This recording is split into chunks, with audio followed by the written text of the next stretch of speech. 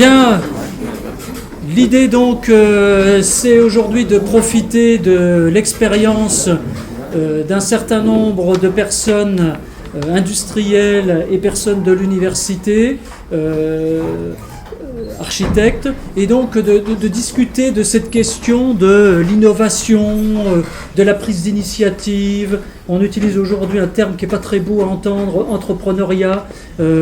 Tout cet aspect de la prise d'initiative, on voudrait débattre de tout ça. Et donc, nous avons autour de la table, et je leur demanderai ensuite de se présenter de manière plus détaillée, de nous présenter leur activité, Emmanuel Worms, qui est donc gérant de Innov'Habitat, qui est un des brillants, très brillants anciens de cette école.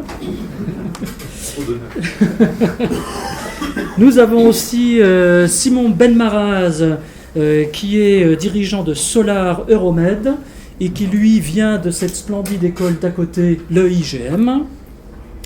Nous avons ensuite un duo avec Julien Madalon et Marilyn Picmil, qui ont pris l'initiative de créer un atelier qui s'appelle MPA dans le domaine de l'architecture, et ils sont issus de nos amis et voisins de l'école d'architecture. Et puis nous avons avec nous Jérôme Monod, qui est du PIL de l'Université de Lorraine, nous expliquera ses activités. Et puis enfin, nous avons avec nous Yvon Vincent, qui est un industriel qui a beaucoup et collabore beaucoup avec l'université, et à qui on a aussi pas mal de questions à poser à travers son expérience et toutes les activités qu'il a su mener. Alors, on va commencer par Emmanuel. Tu nous présentes rapidement tes activités, ton entreprise. Bonjour à tous, donc effectivement, Emmanuel Worms, je suis le créateur et aujourd'hui co-dirigeant d'Innov'Habitat. Donc c'est une société qui a été créée en 2006, qui réalise aujourd'hui 30 à 40 projets de construction par an, essentiellement des projets de construction dans l'habitat à très haute performance énergétique, et avec une particularité qui est sur un système exclusivement en ossature bois. Voilà, donc c'est aujourd'hui une équipe donc, qui représente 13 personnes, donc qui réunit une équipe pluridisciplinaire, donc avec des architectes, des ingénieurs thermiques, ingénieurs travaux, conducteurs de travaux, économistes, pour concevoir, on va dire, de manière personnalisée un projet global, du début à la fin, les plans, le dépôt de permis, le suivi de chantier, la personnalisation, le choix des produits, des matériaux, pour du particulier, pour du professionnel. Donc on fait 80% de maisons individuelles, 20% de bâtiments collectifs, locaux d'entreprise, bureaux, restaurants. Voilà. Et Innov'Habitat a combien d'années ? Et Innov'Habitat a 8 ans. 8 ans d'expérience. Voilà. Ok. Ça a été créé en 2006, en parallèle donc, de mes études à l'ENSGS. Très bien. Ah oui, donc tu avais lancé l'affaire en parallèle. À la mission industrielle de dernière année. Très bien. Voilà. Monsieur Benmaraz, est-ce que vous pouvez aussi nous présenter votre entreprise ? Très bien, donc je m'appelle Simon Benmaraz, je suis le cofondateur et le directeur général de Solar Euromed. Solar Euromed, c'est une entreprise innovante spécialisée dans le solaire thermique haute température. Pour vous donner un petit peu une image, rappelez-vous quand vous vouliez avec une loupe, quand vous étiez petit, et vous brûliez une feuille, et bien on a appliqué ce concept à des grosses chaudières où on va chauffer jusqu'à 500 degrés, 90 bars, pour produire de l'énergie, soit sous forme thermique ou soit sous forme électrique. On a commencé en 2007 à développer une technologie innovante dans ce domaine, justement pour valoriser un petit peu cette ressource solaire dans la forme thermique. Donc on va fournir en fait les équipements qui vont permettre de convertir le rayonnement en énergie thermique sous forme de vapeur. Donc on est aujourd'hui une trentaine de personnes basées à Dijon en Bourgogne. On a des activités en France puisqu'on réalise des centrales de démonstration en France. Et le vrai marché, il faut traverser la Méditerranée pour aller le chercher au Moyen-Orient et dans les autres régions. En fait. Donc on est par nature une entreprise internationale puisqu'en fait le rayonnement solaire il n'est pas beaucoup présent en France, pas en Bourgogne, pas beaucoup en Lorraine, mais il est dans les régions justement du bassin de la Méditerranée. Voilà. Donc on est innovante parce qu'on a développé des concepts innovants, on a déposé aujourd'hui 4 brevets, 3 brevets cette année. On fait 6 millions de chiffres d'affaires et on a prévu de faire 14 millions de chiffres d'affaires en 2014.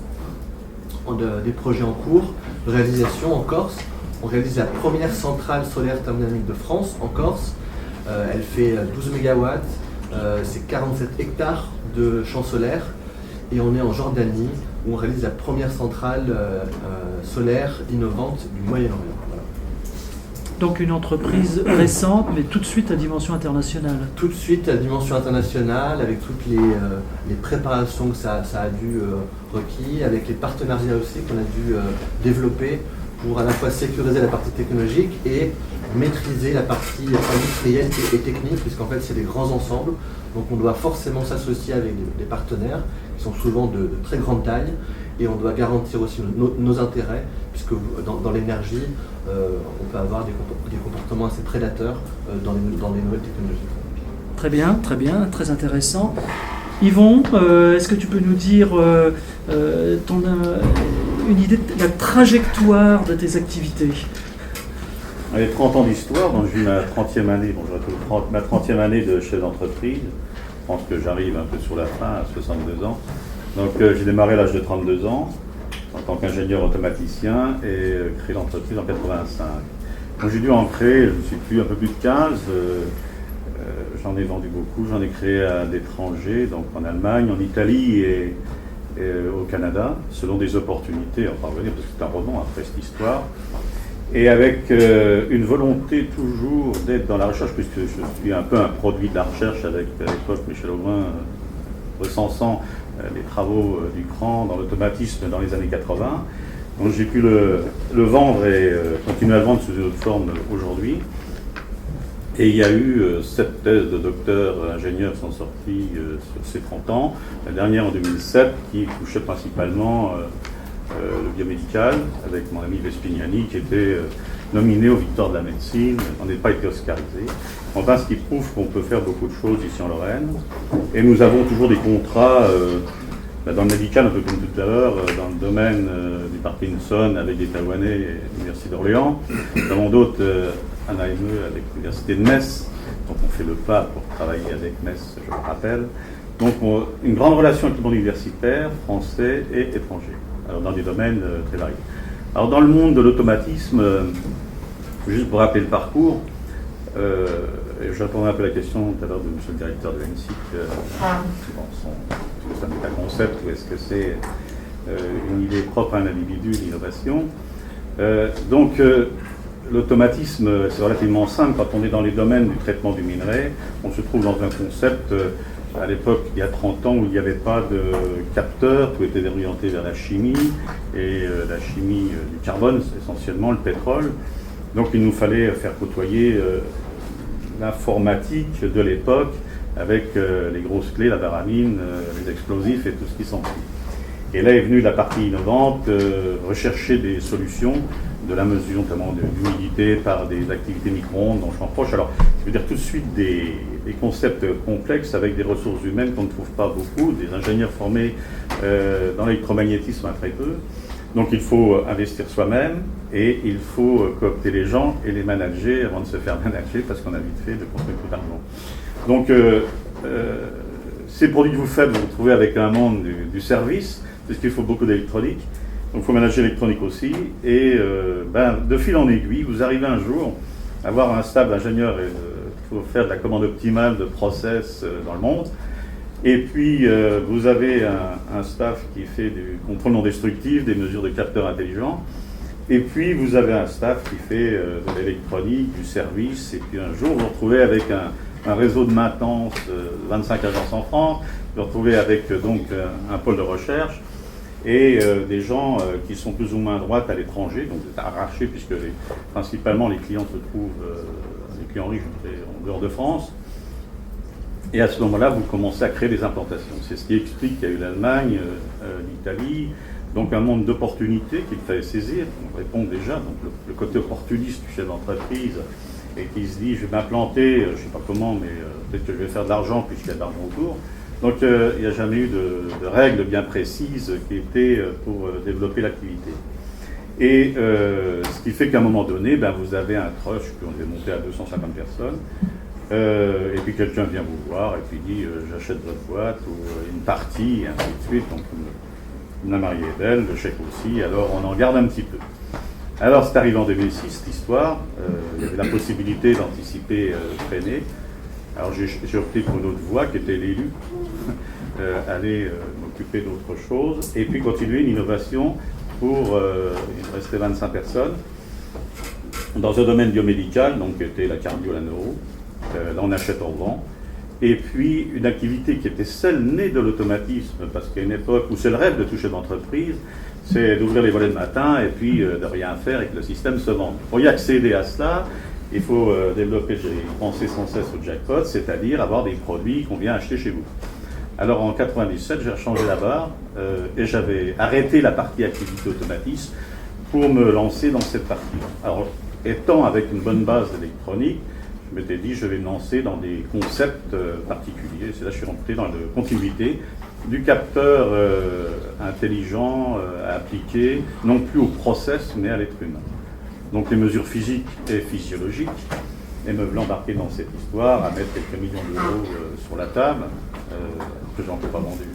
Donc on gagnait de l'argent bien sûr par ailleurs, et on n'allait pas en vacances très loin, mais on pouvait investir ces choses-là. Et de fil en aiguille, il y a eu toujours cette relation, cette innovation. Et pour aujourd'hui, avoir une entreprise s'appelle TEA, nous sommes dans les neurosciences et donc dans le capteur intelligent, sans fil, et où on travaille aujourd'hui vers des domaines qui est l'habit intelligent. En gros, un jour vous déshabillerez, vous mettrez vos fringues sur le cintre, et puis le lendemain vous aurez des médicaments qui sortent, où il y aura checké qui vous êtes, quoi vous êtes, et où vous allez. Alors s'il y a des applications hyper vastes dans les neurosciences, c'est la relation de l'homme avec le milieu qui l'entoure, ne serait-ce que pour concevoir une voiture, donc nous avons comme clients tous les gens qui conçoivent une voiture, tant pour le bien-être, la sécurité, le confort, enfin tout un ensemble de choses, tant pour eux-mêmes que par rapport au monde extérieur. Donc ça va très loin, ça peut être aussi bien de Cody, je mets un panneau quelque part sur la route et qui le regarde alors qu'il passe 3000 voitures heure, et quand vous instrumentez 100 personnes, vous les faites passer dans l'auto, vous instrumentez tout, vous allez percevoir que 3 personnes regardent, et il n'y en a qu'une qui verra la part de pizza qui est affichée dessus, en promotion. Donc, on peut aller loin, je dirais, je vais prendre des mots forts un peu dans le flicage des gens, alors je pense qu'on va un peu trop loin. Alors, ces applications se font dans la silver economy, puisque, on va là-dedans, on est en train de développer un système qui mesure la fréquence cardiaque directe interactive et qui mesure le taux d'oxymétrie aussi, qui mesure le rythme respiratoire. On va développer ça pour mettre pour les personnes âgées devant la glace, et puis on prend leurs émotions. Donc on dit tiens, il va mieux, il va pas mieux, mais ça va aussi dans les autos. Un jour on dira vous êtes fatigué, vous devriez vous arrêter parce que l'avant-veille, vous n'y étiez pas mal non plus, voire aussi trop. Donc il faut arrêter ce genre de choses. Donc aujourd'hui on va très loin et on voit, ça va jusque dans les automobiles intelligentes, donc on est dans ces domaines aussi assez vastes. Donc je vais terminer, parce qu'on va raconter des histoires comme ça. Et donc chef d'entreprise, entreprise avec des S. Alors dans tous ces boîtes, il y a eu des mises à faire, il y a eu des dépôts de bilan, il y a eu des réussites, des transferts, même des donations. Donc je veux dire, on reviendra à la réponse.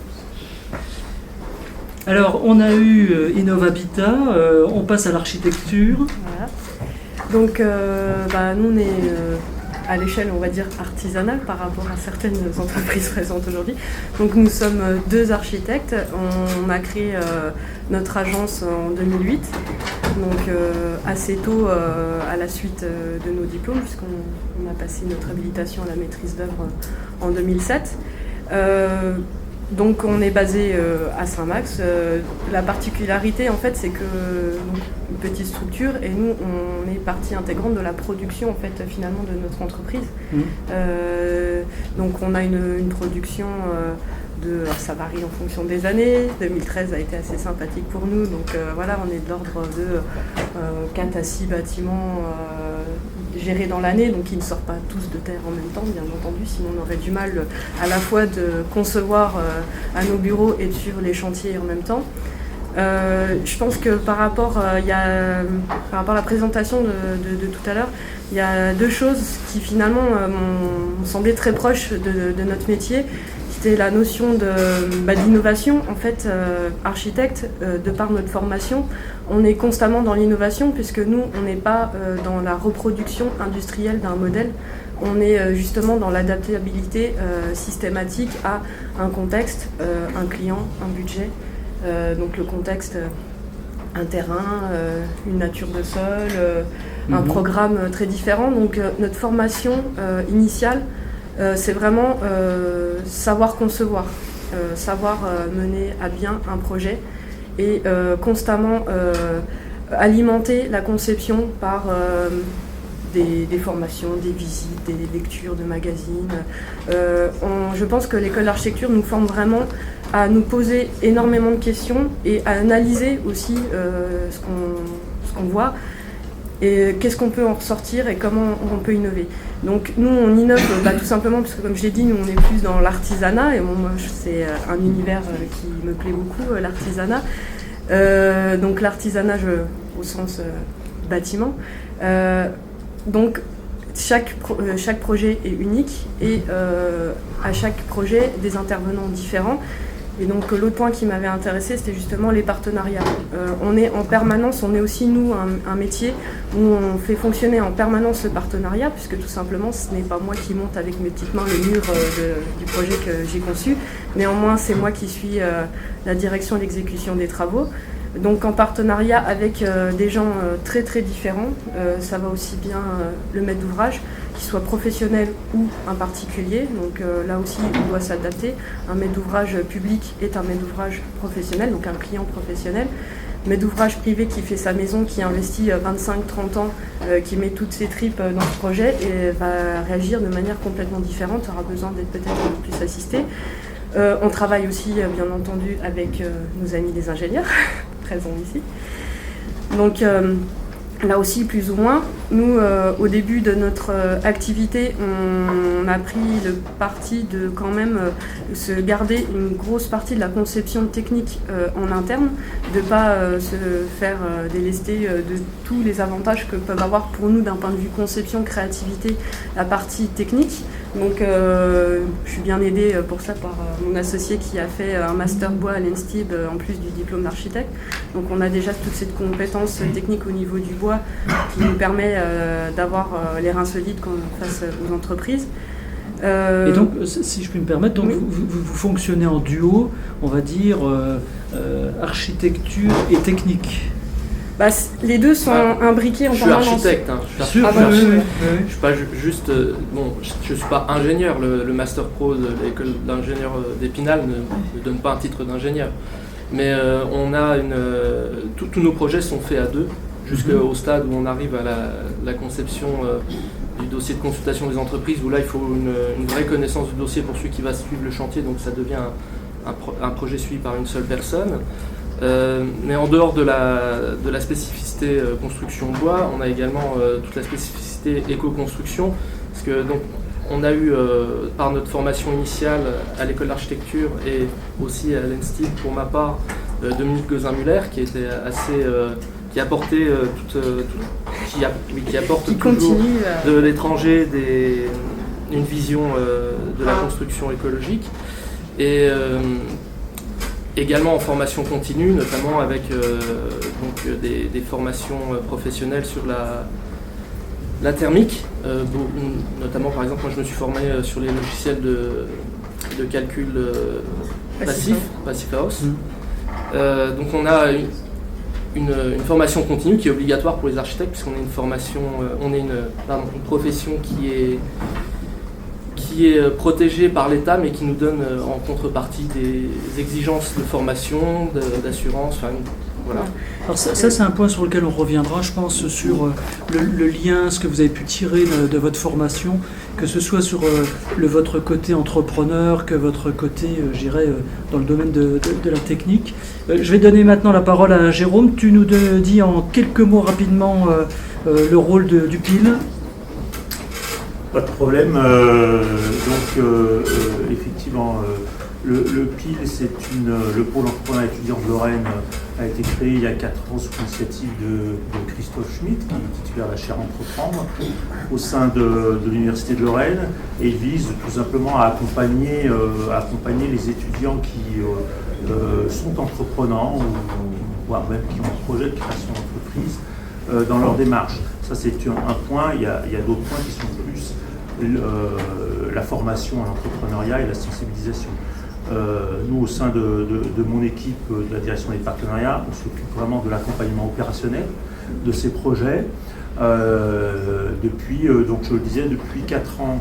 Alors on est particulièrement content puisque il y a eu un nouvel appel à projet du ministère et on a été lauréat, ils appelaient à projet Pépite. Bon, on était à peu près sûr de l'avoir, pour être honnête, mais dans l'appel à projet, ils ont mis en place des dispositifs qu'on avait déjà inventés en Lorraine, donc on en est fiers, et notamment le statut étudiant-entrepreneur, puisque nous, c'est notre particularité, c'est thème, maintenant on va être un peu copié, on propose aux étudiants qui ont un vrai projet, ce qu'on appelle le système Business Unit, qui leur permet de passer leur stage de fin d'études avec l'accord de leur responsable pédagogique sur leur projet de création, avec un accompagnement assez poussé sur eux-mêmes, sur l'esprit d'entreprendre, etc.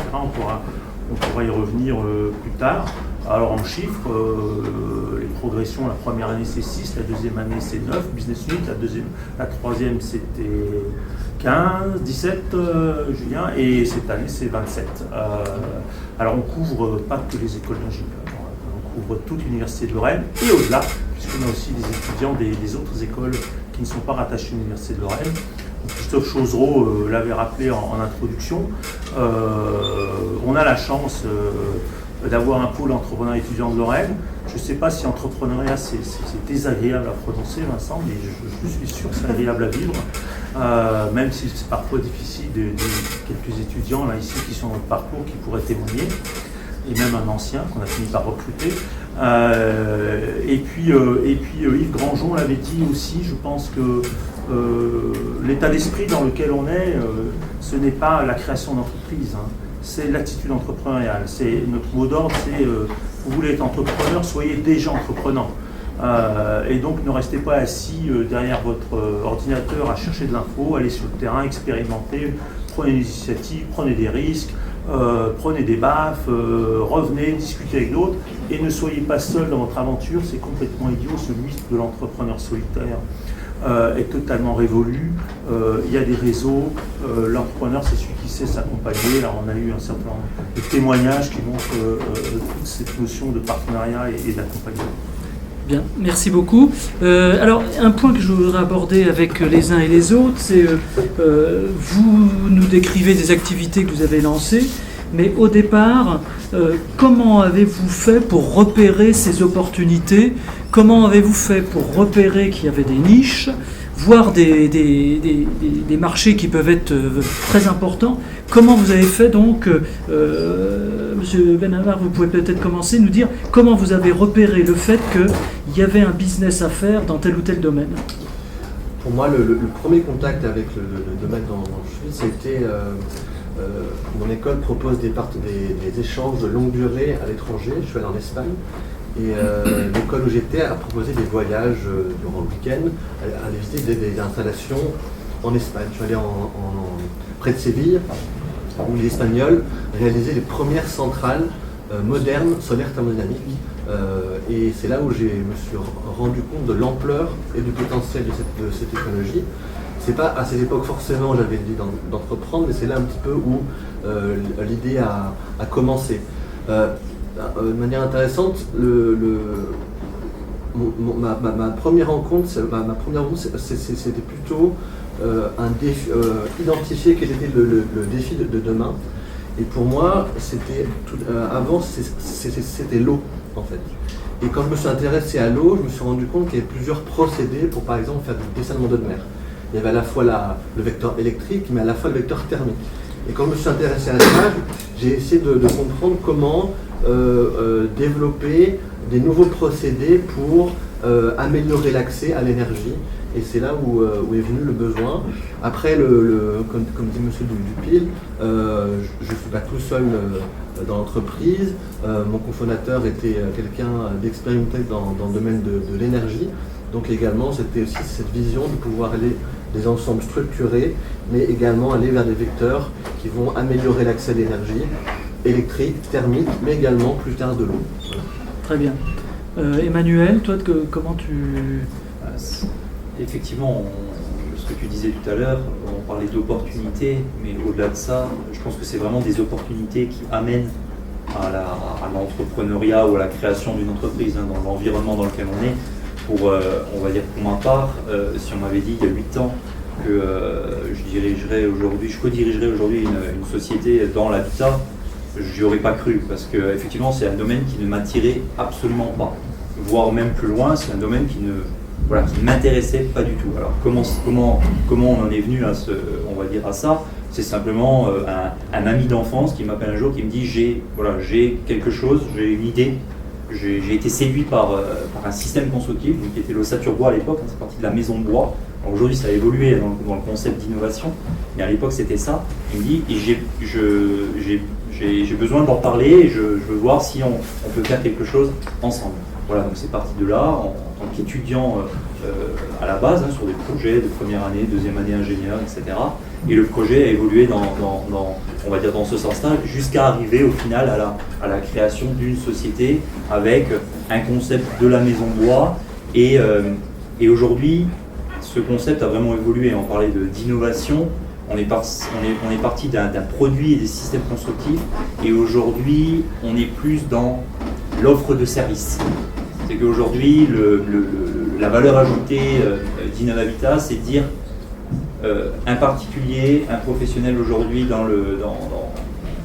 qui a un projet de construction, il vient voir Innovabitat et il a une équipe pluridisciplinaire pour gérer son projet du début à la fin. Voilà, donc dans l'accompagnement et dans le client final. On est vraiment orienté dans cette approche.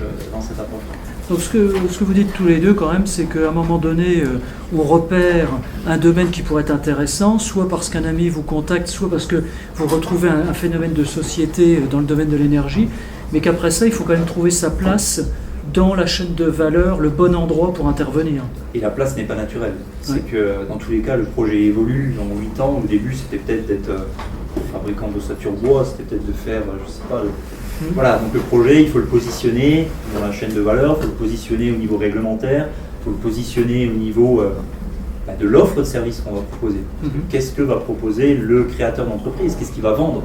Quelles vont être ses compétences? Comment il va se différencier sur un marché par rapport à ce qui peut exister aussi et par rapport on va dire, aux tendances de demain? Alors justement, dans l'architecture, qu'est-ce que vous avez décidé pour, si je reprends exactement ce terme de différenciation, qu'est-ce que vous avez fait pour vous différencier par rapport à des choses qui existent déjà, d'autres offres dans le domaine de l'architecture? En fait, je pense qu'un architecte ne cherche pas à se différencier sur le principe de forcément vouloir se différencier. C'est pas du tout comme ça qu'on fait de l'architecture, en fait. Nous, on s'est installé à notre compte, on a créé notre société, parce que je pense que c'est dans la fibre de chaque étudiant de l'école d'architecture de vouloir s'installer à son compte, tout simplement puisque, comme je vous disais, on est formé à la conception, et pour pouvoir concevoir comme on en a envie, le mieux c'est de le faire soi-même, parce que sinon, travailler en tant que salarié dans une agence d'architecture, on est architecte que quand on est installé à son compte et qu'on peut exprimer ce qu'on a envie d'exprimer au niveau de la conception architecturale. Donc non, par rapport à l'innovation sur notre part, il y a le placement sur un marché qui était émergent de la construction écologique, donc qui s'est fait en parallèle de la fin de notre formation. Et puis il y a également la volonté de venir reconquérir un marché qui a été délaissé par nos aînés, qui était la construction de maisons individuelles. Puisque à l'heure actuelle, ce qu'il faut savoir, c'est donc il y a encore l'année dernière, seulement 10% des maisons étaient faites par des architectes, en dessous du seuil au-dessus duquel l'architecte est obligatoire. On ressent quand même dans la population une appétence pour l'architecture. Il y a beaucoup d'émissions de télévision qui se font, des choses comme ça. Et donc nous, on est allé vers ce domaine-là parce qu'on avait des compétences d'architecte, certes, mais on avait aussi une envie. Travailler avec un particulier plutôt qu'avec un maître d'ouvrage public, c'est travailler de manière totalement différente. C'est quelqu'un qui peut plus assister, plus prendre par la main. Par contre, c'est également des avantages, c'est-à-dire c'est nous qui donnons le rythme, et pas le maître d'ouvrage. Et tout ça, en fait, on s'est rendu compte qu'on n'était pas les seuls archis, et du coup, à s'intéresser à ces problématiques-là, notamment dans le cadre de formation. Et on a fait venir une formation en Lorraine sur la démarche commerciale et le travail auprès des particuliers pour les architectes. Et on a développé une association au niveau local qui se rattache à une association nationale. À l'heure actuelle, on est 19 architectes en Lorraine. Notre objectif, ce serait d'arriver, je pense, à 42 agences. 42, pourquoi? Tout simplement parce que ça représente 10% de la profession en Lorraine. Et donc pour vraiment retourner sur ce marché, parce qu'à l'heure actuelle, 93% de la production bâtiment en général se fait sans architecte et on a une grosse marge de progression. En fait, nous, au niveau de notre démarche, c'est pas du tout de dire on va faire de l'éco-construction parce que c'est dans l'air du temps.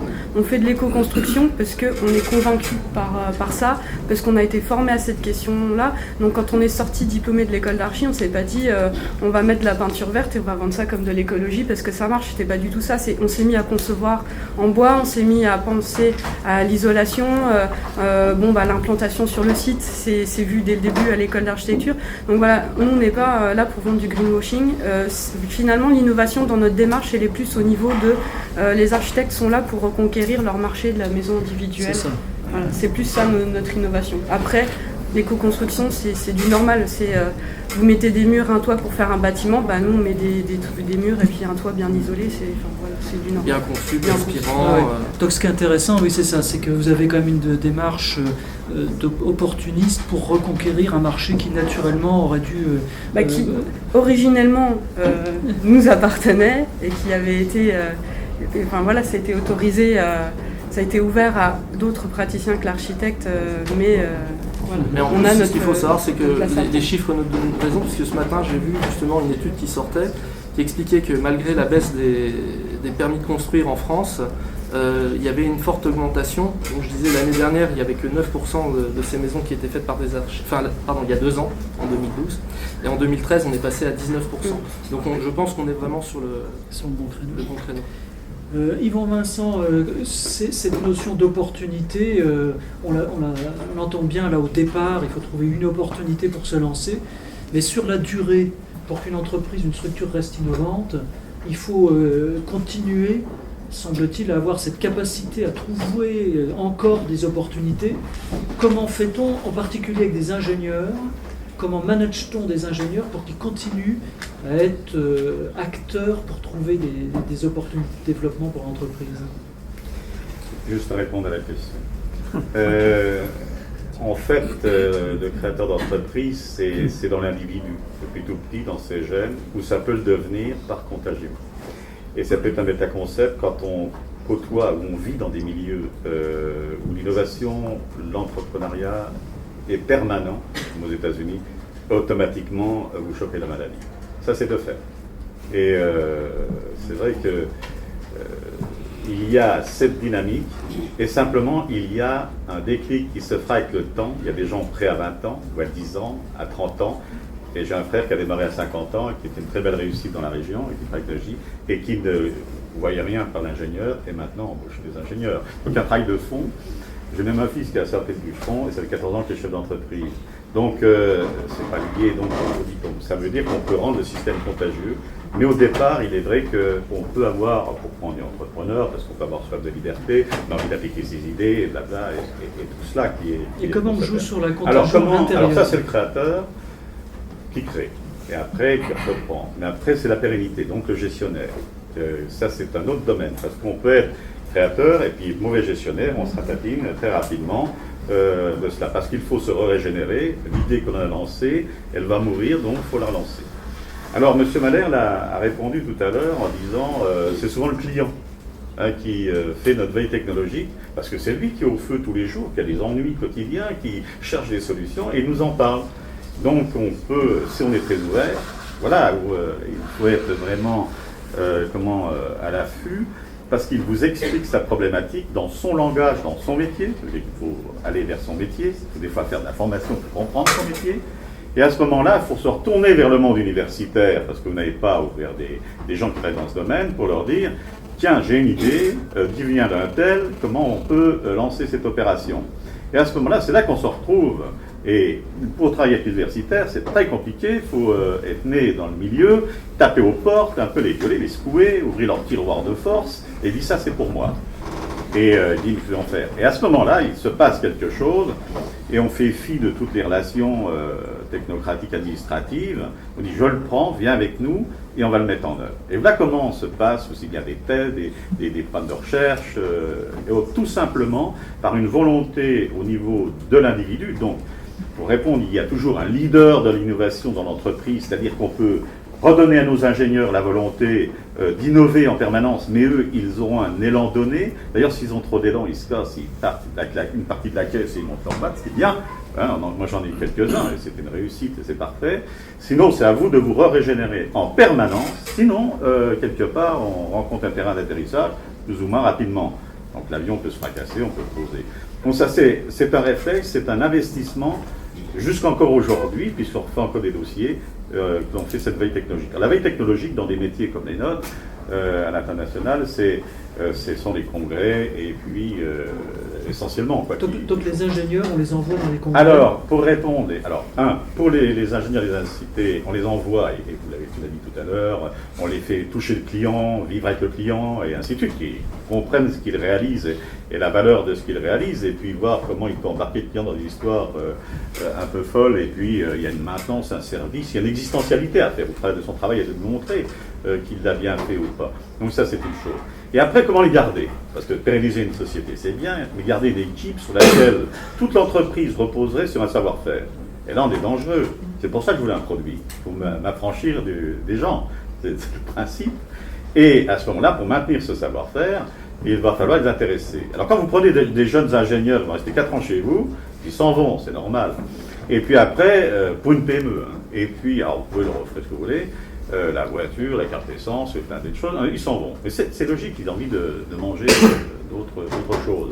Et puis ceux qui viennent chez vous, qui ont fait 4-5 ans dans d'autres sociétés, à ce moment-là, eux, ils restent, voire même demandent à participer plus dans l'entreprise et de mettre la main au porte-monnaie et de vivre avec vous.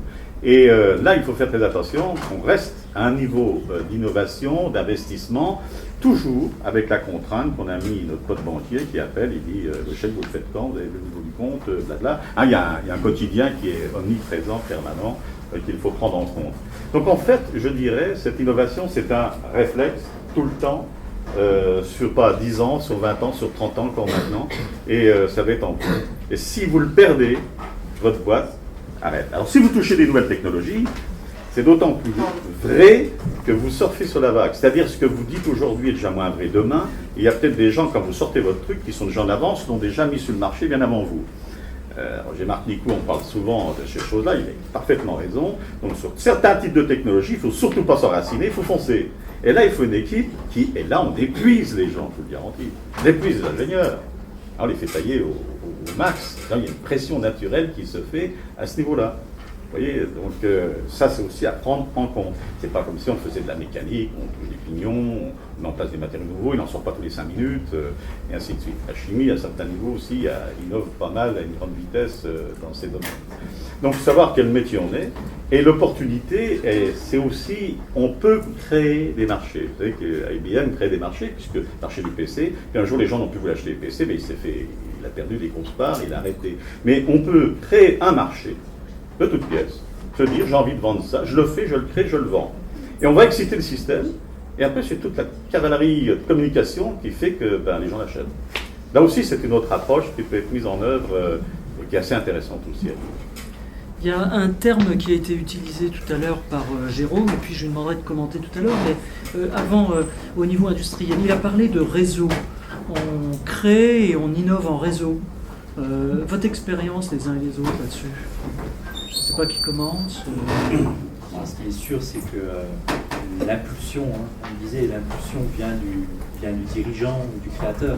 Après, au-delà de ça, pour pouvoir on va dire, ouvrir les perspectives, il faut il faut être bien entouré.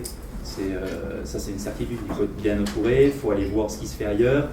Un exemple que je peux citer là, au bout de 7 ans d'activité, donc l'année dernière, au niveau d'Innovabitat, on était arrivé à un stade de maturité où à un moment donné, il nous a fallu nous repositionner aussi et dire, ben voilà, on a défini une marge d'entreprise sur les 7 premières années et qu'est-ce qu'on va faire dans les 7 prochaines années. Donc là, avec effectivement des étudiants d'ailleurs de deuxième année au niveau de l'école, de dire voilà la stratégie de l'entreprise, quelle va être pour les 7 prochaines années de nouveaux concepts, donc avec des séances de créativité, des choses comme ça, qui sont mis en place pour amener des nouvelles idées et surtout un regard aussi extérieur. Parce que pour des dirigeants ou on devient des gestionnaires à un moment donné. Donc on est dans l'activité, on est dans la tête dans le guidon, comment on va financer, est-ce qu'on a assez de clients, quels sont les indicateurs de performance commerciale, etc. Donc on s'enferme aussi dans la gestion courante de la société. Et pour innover, il faut ressortir, relever la tête et s'appuyer sur des écoles, des universités, sur des réseaux autres qui vont nous aider aussi. Tu peux nous citer quelques exemples de réseaux dans le domaine de l'habitat qui permettent à une PME comme la tienne de rebondir J'allais dire, au-delà de ça, c'est pas que dans le domaine de l'habitat. Justement, pour pouvoir, on va dire, relever l'esprit, c'est d'aller voir ce qui se fait aussi ailleurs, pour amener des bonnes pratiques et faire après des liens de transposition, de technologie, de services, d'offres qui permettent de développer l'entreprise en interne. Sur les réseaux, là, on parlait de création tout à l'heure, quand on crée une société, en 2006, l'idée c'était de pouvoir s'entourer, parce que quand on est étudiant, on est aussi, on a un réseau qui n'est pas très étoffé, donc derrière c'est de pouvoir avoir des partenaires comme des réseaux Entreprendre en Lorraine, des concours à la création d'entreprise aussi, qui ont aidé au démarrage et qui permettent derrière d'avoir une vision sur l'idée ou sur le projet de création. Et d'amener effectivement après, au niveau d'Innovabitat, on a fait pas mal de concours de création d'entreprise qui permettent de ramener les premiers éléments de capitaux financiers à injecter dans l'entreprise et d'avoir surtout la vision de comptable, avocat, banquier, sur une activité. Donc c'est vraiment ces analyses-là et d'aller chercher d'autres visions qui permettent de ressortir du... Monsieur Benmaraz, quand on est dans le solaire, on arrive dans un milieu où il y a des grosses entreprises, des groupes internationaux, il y a même des géants. On arrive aussi dans le domaine qui est très politique. Justement, cette notion de réseau, alors comment on se place et comment on peut se développer, comment vous envisagez votre développement justement en se positionnant? Pour revenir sur l'idée de réseau et de positionnement, vous l'avez rappelé, l'énergie, on a des géants, des compagnies énormes qui organisent l'énergie au niveau mondial, mais même au niveau français. Donc il a fallu très rapidement identifier un maillon de la chaîne où on pouvait s'insérer en fait. Ça s'est fait un peu de manière un peu itérative. On l'a pas fait du premier coup. Au départ, on s'est dit on va faire toute une centrale. Ça veut dire qu'on avait la vision d'une centrale, on va dire on va faire l'ensemble global. Au fur et à mesure où on a développé l'idée, on s'est aperçu que pour certains équipements ou certaines parties, une PME c'était pas le bon outil. Voilà. Et on s'en est rendu compte avec la réalité en fait. Ça veut dire que les gens nous disaient mais non, vous ne pourrez pas faire ça en fait. Donc on a vu un mur, on s'est reculé, on est reparti. De ce fait, la nature partenariale est venue directement, puisqu'il a fallu identifier les bons partenaires pour pouvoir que la chaîne globale fonctionne et que nous on se place. Donc au départ, on était plutôt orienté vers les services. On s'est rapidement orienté vers la fourniture d'équipements innovants. Pour ça, il a fallu travailler avec des partenaires, puisqu'en fait, on est dans le monde réel avec des matériaux, des installations. Donc on a rapidement tissé un réseau à la fois au niveau industriel. Par exemple, quand on a commencé, on était 2 personnes. Pour faire des ensembles, il faut avoir un bureau d'études. On avait dans notre région une grande entreprise qui s'appelait Thomson, qui est en train de fermer une de leurs grosses usines de téléviseurs. On a repris le bureau d'études de cette usine. On a fait le pari en fait de transformer des gens expérimentés dans l'optique optoélectronique en optique thermique en fait aujourd'hui. Tous les membres du bureau d'études ont repassé un master pour se former aux techniques solaires. En un an, on avait un bureau d'études de 15 personnes qui pouvaient travailler ces centrales. Ensuite, on s'est rapproché de groupes pour faire ces ensembles. Là, c'était sur le projet. On a eu un groupe qui nous a fait confiance pour réaliser un premier projet. Ensuite, il a fallu identifier des partenaires pour industrialiser ce qu'on avait développé. Je ne suis pas quelqu'un qui est par nature industriel, j'ai jamais créé une usine. Donc on a identifié des partenaires pour nous aider à amorcer cette phase industrielle. Et en amont, il y a évidemment la recherche et développement. Pour ça, en France, on avait un énorme patrimoine qu'on n'avait jamais utilisé. Je pense que beaucoup de gens se rappellent, il y a 30 ans, en France, on avait construit une tour qui s'appelait Thémis, dans le sud de la France, une grande tour, dont les concepts aujourd'hui sont les concepts encore qui fonctionnent. Et malheureusement, on a un peu laissé tout ça vivoter. On est allé voir les gens, les laboratoires, le CNRS Promesse à Perpignan, qui travaillaient ces technologies. Et on travaille depuis 7 ans avec eux. On est allé également voir le CEA qui avait développé. Le CEA, maintenant, c'est comme ça aux énergies alternatives. Ils développent des choses. On allait les voir à l'INES, près de Chambéry. Et puis maintenant, on va à l'étranger. On a initié un dernier partenariat avec le Fraunhofer en Allemagne, cette année avec le MIT aux USA. Alors, on avance au fur et à mesure pour développer un vivier de partenariat pour lancer nos projets. Vous voyez qu'en fait, que la chaîne, au départ, il fallait avoir des bons partenaires R&D pour faire émerger une technologie, ce qu'on a fait avant, ce qu'on fait aujourd'hui, des partenaires pour garantir l'ensemble industriel et des partenaires pour nous aider à fabriquer, donc faire la transition d'une entreprise, d'une start-up, comme on l'appelle, à une entreprise industrielle qu'aujourd'hui on évolue. Donc on a vraiment fait un chemin et tout en gardant le socle, on va dire, développer aussi les compétences chez nous, de tous les gens qui viennent, qui sont... On ne demande pas forcément des gens qui sont des experts du solaire thermodynamique, parce qu'il y en a très peu dans le monde, mais on fait profiter de formations, parce qu'on a des partenaires de formation dans le domaine pour rapidement devenir compétents et apporter à l'entreprise. Oui, donc une double dynamique où vous développez des compétences internes, vous gérez ces compétences et vous allez dans les réseaux à la fois trouver des compétences et aussi vous placer sur le marché. Jérôme, comment fait-on pour aborder cette notion de réseau avec justement encore des étudiants qui sont en formation ? Je dirais qu'elle est presque encore plus clé. Ça me permet de rebondir sur... c'est en lien direct avec un sujet que tu as abordé tout à l'heure, c'est l'émergence de l'idée. Et moi, je pense qu'il est important, c'est le cheminement de l'idée. Nos étudiants, nous, ils arrivent avec leur idée. Il y en a qui sont, leur idée, elle peut être liée à leurs études, mais pas nécessairement. Alors, pour les élèves ingénieurs, elle est en général en lien avec leurs études, mais c'est pas toujours le cas. Je voudrais insister sur un point, un point sur lequel on insiste énormément. Nous, on ne juge pas du tout l'idée. Elle n'est pas innovante, mais dire à un jeune qui vient avec une idée, lui dire ça existe déjà, c'est pas innovant, etc., c'est criminel, quoi. Il a envie d'entreprendre, on commence à lui dire que c'est déjà fait.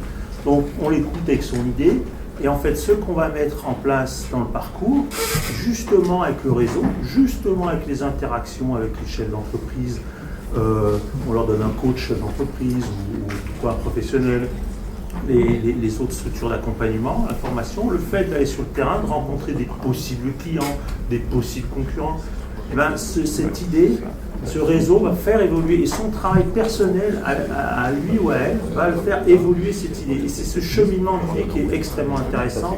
Sur 6 mois, franchement, c'est réjouissant de voir comment les étudiants avancent. Et donc, c'est pour ça qu'il ne faut surtout pas se baser sur la première idée. C'est leur parcours l'offre, hein, ça a été abordé. Finalement, ça va être quoi mon offre et comment je vais la vendre? Petit à petit, avec des méthodes, avec le réseau, cette offre, elle va évoluer et elle évoluera encore après. On a quelques étudiants qu'on suit sur plus d'1 an, j'en vois un ici d'ailleurs. Son offre a évolué, et bien, par le réseau, certes, qui va amener des avis extérieurs, des fois techniques, mais il ne faut pas qu'il soit juge, où il dise ça ne marchera pas, mais qui va dire attention, là il faut que tu prennes en compte cet aspect-là, c'est celui-là, l'aspect juridique, l'aspect concurrence, etc. Mais son travail à lui, l'étudiant, il va naturellement faire évoluer vers quelque chose qu'il est capable, hein, parce que c'est encore le créateur, qu'il est capable lui de porter.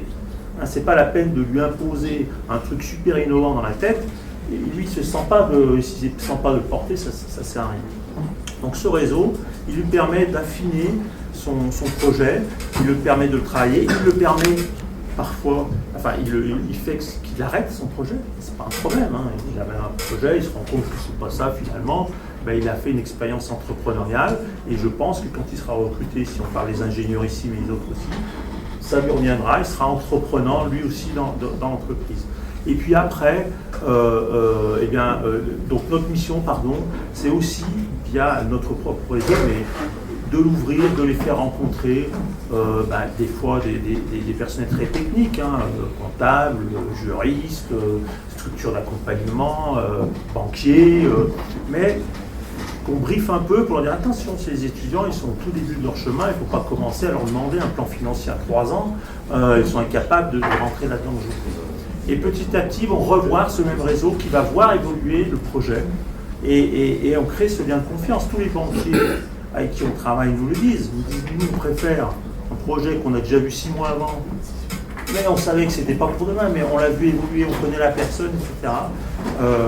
Et de la même façon, on essaye, j'insiste beaucoup là-dessus, à pousser les étudiants à créer leur propre réseau. Alors leur propre réseau entre eux, hein, parce qu'ils s'entraident, mais aussi à créer un réseau sur le cœur de l'offre qui va être leur entreprise, s'ils créent une entreprise, c'est-à-dire leurs fournisseurs, leurs clients, les clients de leurs clients, c'est-à-dire l'usager final ou l'utilisateur final. Très bien. On a le temps pour quelques questions éventuellement dans la salle. Oui. Il existe beaucoup de structures d'accompagnement à Lorraine, depuis la réseau Entreprendre, Comotech, Synergie, etc. Je voulais savoir si vous les percevez plus comme des structures concurrentes ou des structures complémentaires. Alors effectivement, je peux répondre là-dessus. Alors, j'ai une expérience qui date d'il y a 8 ans, hein, donc il n'y a peut-être plus d'actualité là-dessus. Effectivement, il y a 8 ans, dans la création d'entreprise, hein, bien qu'étant dans une école comme GSI, il a fallu quand même aller expliquer pour rentrer dans un cadre de l'école. Hein. C'était un peu la problématique également. Hein. C'était de dire que quand on a eu un projet de création, quand on a un projet de création d'entreprise, par exemple une mission industrielle en fin d'année, il faut un tuteur industriel, il faut un tuteur pédagogique. Donc déjà, premier problème, on va créer une entreprise, on a un projet, donc quel est le tuteur? À l'époque, c'était ça. Quel va être le tuteur industriel? Donc déjà, au-delà, on a envie d'entreprendre, mais déjà, il va falloir que le cadre dans lequel va s'inscrire l'idée puisse être aussi réceptif. Hein. Donc si à l'époque on s'était arrêté avec mon associé aux premières, parce qu'en plus on était sur 2 écoles différentes, hein, aux premières, on va dire cadre administratif, on ne serait pas allé beaucoup plus loin. Donc effectivement, il y avait, donc l'école a été réceptive également, hein, donc ça c'est des approches qui sont vraiment cohérentes, et derrière effectivement on a une multiplicité d'acteurs, Synergie, Entreprendre, je ne sais pas s'ils existent encore, enfin oui pour certains, pas tous, mais voilà, ça a été certainement remodelé, mais globalement effectivement on était accompagné par 1 ou 2 pépinières d'entreprises, enfin voilà, des structures d'accompagnement. Ce qui est sûr, c'est qu'il y avait très peu de lisibilité. Même aujourd'hui, on voit un peu le parcours par lequel on est passé. Voilà, alors effectivement, d'un côté, on avait l'accompagnement de l'université, l'accompagnement de pépinières d'entreprise avec des financements. Enfin voilà, après, quand on est créateur d'entreprise, on ne comprend pas tout non plus, parce que si on rentre dans le détail, on est vraiment dans la découverte de tout ça. Alors a priori aujourd'hui, il y a des nouvelles choses, hein, qui évoluent là-dessus, mais je pense qu'il est important de donner les conditions favorables pour accompagner des créateurs d'entreprises, alors qu'ils soient étudiants ou ou autres, hein, mais dans leur projet de création. Parce qu'on peut vite, on le disait tout à l'heure, hein, une idée qu'on va venir dire « Ah ben là, c'est pas innovant, ça rentre pas dans le cadre, voilà, laisse tomber, ça marchera pas ». Ça, c'est des choses que le créateur qui a l'idée entend. Hein, donc effectivement, aujourd'hui, voilà, là on a des intervenants qui sont dans ces domaines-là d'aide à la création, mais c'est des choses qu'il faut continuer à encourager pour encourager les personnes qui ont des idées. Je vais vous répondre un peu plus durement. En fait, ça peut être très dangereux d'avoir des structures d'encadrement avec des vieux modèles de réflexion, surtout si c'est un système économique qui est géré par des banquiers. Parce que moi, quand j'ai démarré, au bout de 6 mois, l'URSSAF m'appelle, il faudrait peut-être payer quelque chose. Et ça ne m'a pas empêché. Moi, mon objectif, c'était de remplir mon carnet de commandes. Il remplissait, donc j'ai un jeune banquier qui est venu, il a vu la manne, il a dit, écoutez, monsieur Marceau, je m'occupe de tout, vous, allez au feu. Basta. Donc aujourd'hui, vous pouvez avoir des gens qui réfléchissent mais qui ne sont pas dedans, et vous freinent le gars qui a envie d'y aller. Laissez-le y aller, bon sang. C'est ça qu'il faut faire là. Donc dans les entreprises, il m'avait approché pour prendre la responsabilité à l'époque, il y a quelques années de celui-ci. J'ai refusé parce que ce n'était pas dans ma façon de voir. Moi, je suis pour la liberté, pour l'action, et le reste, c'est des structures. Et le jour demain, on a besoin d'un comptable, on l'achète. On a besoin de ceci, on l'achète. Le banquier, on l'achète aussi. Hein, le verre des magies, il faut lui raconter des histoires. Il faut apprendre à vivre comme vous vendez ces choses. Donc c'est pour ça que je mets un bémol sur les réseaux d'entreprendre. Je préfère, j'ai créé l'Ancitech avec Roger Martinicou et la Duane. Et quand les gens venaient, alors Roger Martinicou, c'est l'élitisme, hein, ça tracé dur. Et bon, Vincent, c'était les samedis, les gars, pour les accompagner. Mais moi, je leur faisais que de l'oral. Je ne pouvais pas leur écrire ce que je leur disais, parce que c'était tout du borderline. Mais qui était la réussite. C'est la façon de faire. Vous voyez, donc, on peut pas, on serait des mauvais conseillers dans la structure, mais au moins de l'efficacité. T'embête pas avec ça, laisse tomber, ça c'est bon, c'est là que tu dois aller. Alors justement, je vais rebondir sur votre question. Est-ce que vous ne pensez pas qu'il y a peut-être trop d'argent pour ces structures d'accompagnement et pas assez pour l'entrepreneur? Ça occupe du monde. Il y a moins en moins d'argent aussi. Une autre question? Donc ça occupera moins de monde. Oui. Ça occupera moins de monde. D'abord, je remercie Yvon Vincent pour l'erreur que j'ai commise tout à l'heure, qu'il a réparée. Je ne me suis pas présenté, Bernard Mitou, directeur de l'ENSIC. Merci. Une chose qui me paraît assez évidente, hein, ça va être un peu un lieu commun, c'est que la notion d'innovation semble vraiment être intrinsèquement liée à la notion de différenciation dans ce qu'est la complexité du monde économique d'aujourd'hui. En clair, il faut, quand on est créateur, avoir des éléments de différenciation qui permettent de penser que l'idée soit valable et puisse à la limite créer un marché nouveau, on est d'accord? Dans le meilleur des cas, c'est fantastique, là on crée son marché en même temps qu'on crée le produit. Dans la plupart des cas, ce ne sera pas ça. On va, comme vous l'avez dit, se placer dans une brèche où il y a finalement un concept, une différenciation apportée, une plus-value en termes de performance, en termes de produits apportés sur le marché et concurrentiels. Tout ceci pour vous poser la question, bon, on est dans un monde où de toute façon, la différenciation, au niveau mondial, elle est de plus en plus difficile parce que les initiatives qui sont ici décrites, tous les pays les prennent, et encore plus les pays émergents et néo-émergents, nous-mêmes. Ça veut dire, au final, quel est l'avenir de l'innovation dans ce cadre-là? Est-ce que cela va devenir quelque chose de tellement évident, en quelque sorte, que hormis l'innovation, point de salut? Et alors, si c'est le cas, pourquoi en parler? Une entreprise ne sera viable au final que si elle est forcément innovante, c'est déjà vrai aujourd'hui. On est quand même lié à un point important au physicien qui va travailler sur le silicium et à inventer ou développer des systèmes plus ou moins complexes pour les parts électroniques ou dans la bioélectronique associée. On a un peu le monde du vivant qui est très peu travaillé et développant. Donc, moi je pense que c'est un rebond permanent, l'innovation, je l'ai dit, c'est pas l'enracinement, c'est de fait, on a une accélération. Hein, si vous avez fait une microprocesseur dans les années 70 comme moi, vous avez une accélération qui est toujours comme ça, on ne peut pas autrement pas sur le côté. Et à ce moment-là, l'innovation, elle s'est élargie, c'est-à-dire le domaine, le champ d'application énorme.